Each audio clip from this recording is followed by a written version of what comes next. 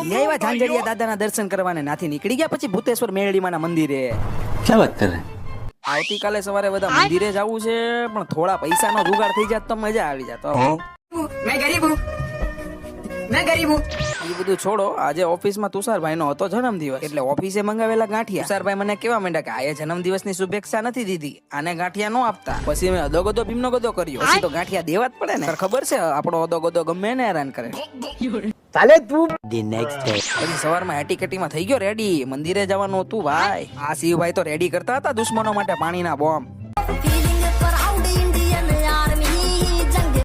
ઝાંઝરિયા પોઈ ગયા તો રસ્તામાં મહિલાઓનું મિત્ર મંડળ ફોટા ને એવું બધું પડાવતું હતું. મેં કીધું સાઈડ માંથી કાઢી લો, કાંઈ કહેવાય નહીં, બધાએ મળીને મને માર્યો હોય તો ક્યાં જાવ. પછી કરી લીધા દાદાના દર્શન. તમે પણ કમેન્ટમાં જય શ્રી રામ લખી કાઢજો પાછા. પછી ત્યાંથી જવાનું હતું અમારે ભૂતેશ્વર મેરડીમાના દર્શન કરવા. તમે પણ મેરડીમાના દર્શન કરી લો સાહેબ. પછી ત્યાંથી જવાનું હતું મારા મઢે. અમારું મઢ આવેલું છે નવા રતન પર. ત્યાં પછી મઢે માતાજીના દર્શન કરીને પાછા નીકળી ગયા ઘર બાજુ. અને રસ્તામાં તો જોવા મળ્યા હોનાના ઝાડવા. પછી રાતે છોટું રોતો રોતો નાટક કરવા માંડ્યું. મામા મને પેટમાં બળીએ છે, મારે આઈસ્ક્રીમ ખાવો. લે વળી એટલા એવાના પેટમાં બળવા માંડ્યું આઈસ્ક્રીમ ખાવા. કેવી એક્ટિંગ કરે છે જોયું ને.